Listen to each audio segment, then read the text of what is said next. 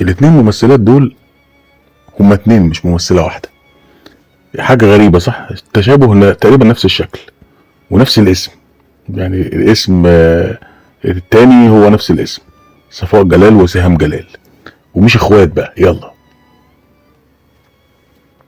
مش بس كده، ده بيعملوا نفس نوع الادوار، يعني مثلا بتلاقيهم بيعملوا نفس الادوار الشر او الست اللي بتخطف راجل من واحده، فهم شبه بعض جدا حتى في الاسم، صفاء جلال سهام جلال. على فكره كمان الكارثه الاكبر بقى الصوت، كمان الصوت واحد. فانا مش عارف يعني المخرج بقى لما بيجي يختار ويقول لهم هاتوا لنا مثلا في الدور ده صفاء جلال فيجيبوا له سهام جلال، هل هو بياخد باله انها واحده تانية، ولا هو اصلا يفكرهم شخص واحد اسمه صفاء جلال زي ما انا كنت شايف يعني؟ وايه سبب التسميه؟ يعني معقوله برضو جه حد شافها فرح لها بس، ولا تكون واحده، لا تكون هي ممثله واحده وبتعمل طالعه بدورين في الحياه اساسا؟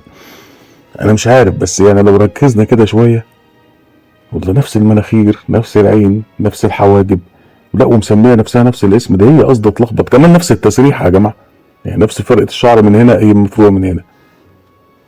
شيء غريب جدا بصراحه. وليه انت كنت فاكرهم اتنين برضو؟ يعني انت عارف الحقيقه دي ولا بتتصدم معانا النهارده لاول مره؟